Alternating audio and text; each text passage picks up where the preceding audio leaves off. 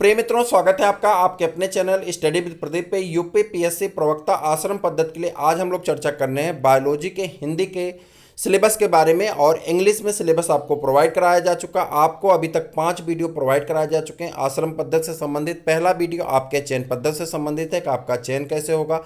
दूसरा वीडियो आपके जीएस के लिए, ये वीडियो आपको प्रोवाइड कराए गए थे, जो वीडियो यहाँ पे आपको दिखाई पड़ रहा है। जीएस की 3 बुकें आप पढ़ करके अपने 40 में 40 नंबर पा सकते हैं। ये दूसरा वीडियो था। तीसरा वीडियो आपको प्रोवाइड कराया गया था बायोलॉजी के सिलेबस के बारे में, और इंग्लिश में सिलेबस आपको प्रोवाइड कराया गया था। चौथा वीडियो आपको प्रोवाइड कराया गया था बायोलॉजी के बेस्ट बुक कौन सी हो सकती है उसके बारे में। और ये 5वां वीडियो शूट हो रहा है जिसमें आपको एक एक करके संपूर्ण जानकारी बायोलॉजी के हिंदी के लिए दिया जाएगा। हिंदी का सिलेबस आपको पाठ्यक्रम दिया जाएगा। यदि आप चैनल पर नए हैं, चैनल को सब्सक्राइब कर लीजिए, अपने दोस्तों को शेयर कर दीजिए। और पीडीएफ के रूप में सिलेबस को पाने के लिए चाहे इंग्लिश का चाहे हिंदी का, आपको इस नंबर पे करना होगा व्हाट्सअप 8004109989। और इस पे आपको लिखना होगा यूपी पीएससी, या आप यहाँ पर लिख देंगे सिर्फ बायोलॉजी सिलेबस, तो भी आपको सिलेबस मिल जाएगा। या यूपी पीएससी बायोलॉजी सिलेबस लिख करके आप हमें व्हाट्सअप कर दीजिए। हिंदी में चाहिए, इंग्लिश में चाहिए, हम आपको सिलेबस प्रोवाइड करा देंगे। क्लासेस आपके लिए मुफ्त में चलाई जा रही हैं, जिसमें आपके प्रैक्टिस पेपर चलाए जा रहे हैं। टीजीटी पीजीटी की क्लासेस आपको चलाई जा रही हैं, जो कि पूरी तरह से फ्री हैं। आप भी चैनल से जुड़िए और उसका लाभ उठाइए। चलिए आगे देखते हैं। पादप विविधता, जो पहली टॉपिक है आपकी, पादप विविधता वनस्पत विज्ञान से संबंधित है। दूसरा है पौधों का वर्गीकरण, ये भी वनस्पत विज्ञान के अंतर्गत है। तीसरा, निम्नलिखित के प्रकृत आवास और संरचना का अध्ययन करना, एल्गी के, ब्रायोफाइटा के, टेडोफाइटा के, जिम्नोस्पर्म के, एंजियोस्पर्म के साथ साथ कुछ कुल के बारे में भी चर्चा करना, जैसे कंपोजिटी के, मालवेसी के, लिलिएसी के और सोलेनेसी का अध्ययन करना है। और उसके बाद एंजियोस्पर्म में आकार की अनुकूलन, उनकी पत्तियों, जड़ और तने में बताना है। पादप हिस्टोलॉजी, पौधों में वृद्धि, प्रजनन और विकास के बारे में बताना है। पादप कर्मिकी में आपको जल संबंध, वाष्पोत्सर्जन, ट्रांसलोकेशन, प्रकाश संश्लेषण और फोटोकेमिस्ट्री, श्वसन और उपापचय, पौधों में पोषण, पोषक तत्व, नाइट्रोजन फिक्सेशन, पौधों की वृद्धि नियंत्रण, फोटोहार्मोन, फ्लावरिंग एंड स्ट्रेसिंग फिजियोलॉजी। और उसके बाद पादप वृद्धि और गति सब 11th की टॉपिक में मिल जाएंगे, क्लास 11th की बुक में मिल जाएंगे सभी कोर्स। यदि आप बेस्ट बुक वाला वीडियो नहीं देखे तो जरूर देखिएगा, आपको बहुत सारे लाभ वहाँ पे मिलने वाले हैं। माइक्रोबायोलॉजी की बात करें, वायरसेज, फाइटोप्लाज्म, आर्कीबैक्टीरिया, यू बैक्टीरिया पढ़ना, आपको फंजाई पढ़ना, समान लक्षण, वर्गीकरण, वृद्धि और प्रजनन, जीवन चक्र पढ़ना, आर्थिक महत्व, सूक्ष्म जीवों का पढ़ना है। उसके बाद इकोनॉमिक बॉटनी की बात करें, मेडिसिनल और ऑर्नामेंटल पौधे पढ़ने, भोज्य पदार्थ पढ़ना है, चारे संबंधी पौधे पढ़ने, रेशेदार पौधे एवं फसलें पढ़नी, फल एवं सब्जियों वाले पौधे पढ़ने, इथनोबॉटनी, सजावटी पौधे, तेल पैदा करने वाले पौधे, टिम्बर उपयोगी पौधे, बहुउपयोगी पौधे।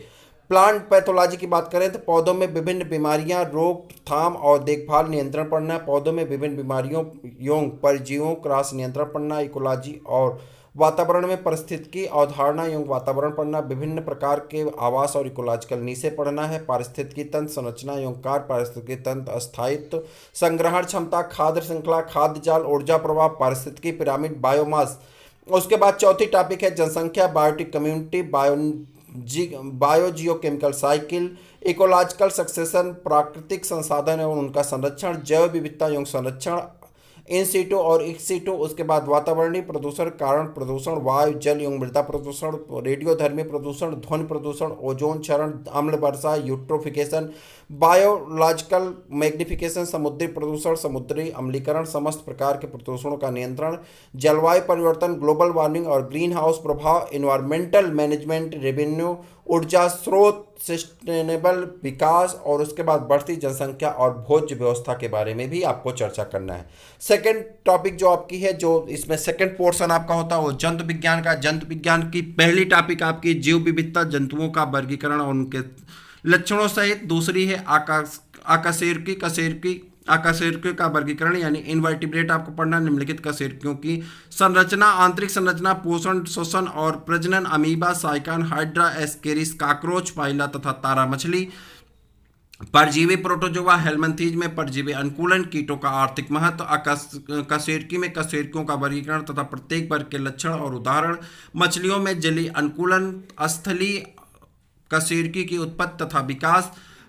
उसके बाद मेढक, कबूतर तथा खरगोश की आंतरिक संरचना, जंतु उत्की। और उसके बाद शरीर क्रिया विज्ञान, कार्की पोषण तथा भोजन का उपापचय शोषण तथा उपापचय, रुधिर संवहन तंत्र, रुधिर हृदय और रुधिर परिवहन परिसंचरण, ऑस्मो रेगुलेशन, नाइट्रोजन उत्सर्जन और लवण तथा जल संतुलन, चलन क्रिया, अंतःस्रावी ग्रंथियां और हार्मोन, फेरोमोन्स, तंत्रिका तंत्र, कोऑर्डिनेशन एंड इंटीग्रेशन एंड ज्ञानेंद्रियां, प्रतिरक्षा तंत्र।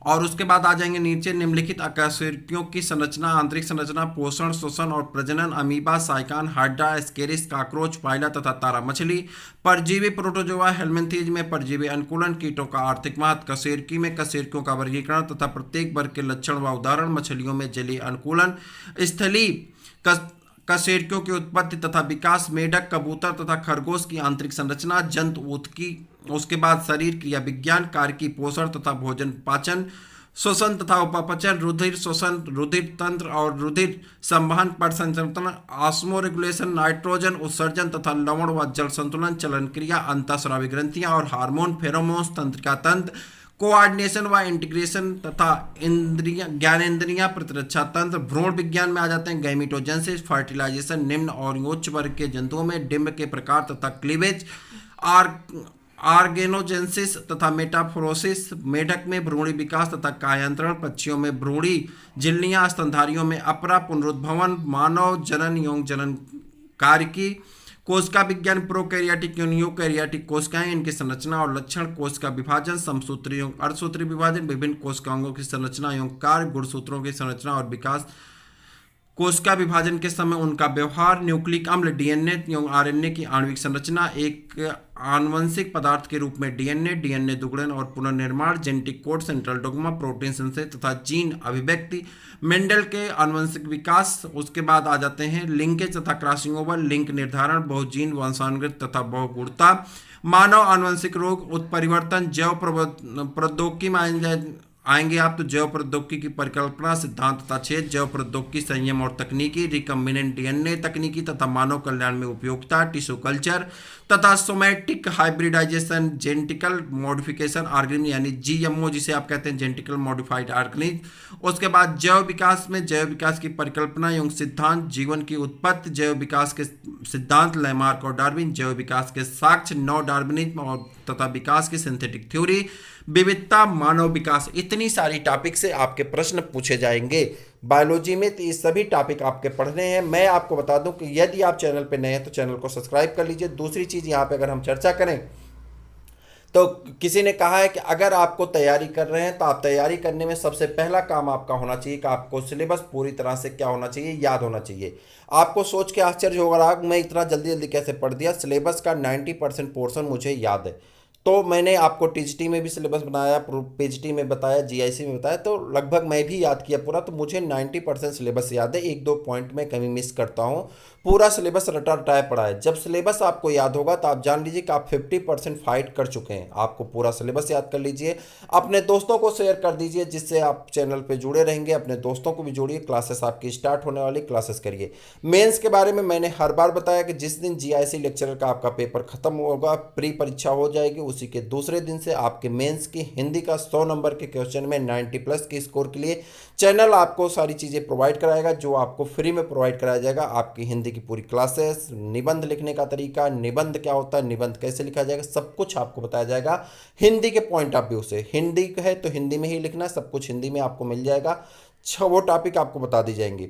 सब्जेक्ट में अगर आप बायोलॉजी के अभ्यर्थी हैं तो बायोलॉजी में आपको नोट्स भी प्रोवाइड कराए जाएंगे कि आपको इस टॉपिक पे कैसे लिखना है, क्या इसका नोट्स हो सकता है, क्या इसकी टॉपिक हो सकती है, उस पर भी चर्चा की जाएंगी। मैं उम्मीद कर रहा हूँ कि यह वीडियो आपके लिए बहुत हितकर रहा होगा, लाभदायक रहा होगा। तो अपने दोस्तों को शेयर कर दीजिए, चैनल को सब्सक्राइब कर लीजिए। फिर हम लोग मिलेंगे किसी और वीडियो में। उसके पहले मैं बता दूं कि आपके लिए सुपर ऑब्जेक्टिव नाम से जीएस की क्लासेस चलाई जा रही हैं, यूपी स्पेशल की क्लासेस चलाई जा रही हैं, आपकी बायोलॉजी की क्लासेस सुपर ऑब्जेक्टिव और प्रैक्टिस पेपर के नाम से चलाई जा रही हैं। इतना ही नहीं, आपके लिए चैनल पे और बहुत सारी चीज़ें आती रहती हैं, न्यूज़, ब्रेकिंग न्यूज़, ये सब करके। तो आपके लिए बहुत सारी चीज़ें हितकर और लाभदायक हैं। चैनल को सब्सक्राइब किए रहेंगे तो ये सारी चीज़ें आपको मिल जाएंगी। चैनल से जुड़ने के लिए आपके पास एक और साधन है, आप इस नंबर पर व्हाट्सअप करके हमें जुड़ सकते हैं। इस नंबर पर आप हमसे टेलीग्राम पर भी जुड़ सकते हैं। 8004109989 पे आप टेलीग्राम पे भी हमें जुड़ सकते हैं। अगर टेलीग्राम पे नहीं मिलता है नंबर तो आप स्टडी विद प्रदीप डाल के भी हमारे साथ वहाँ पे जुड़ सकते हैं, जो आपके लिए लाभदायक और हितकर होगा। तो फिर मिलेंगे हम लोग किसी और वीडियो में, तब तक के लिए इजाज़त दीजिए। जय हिंद।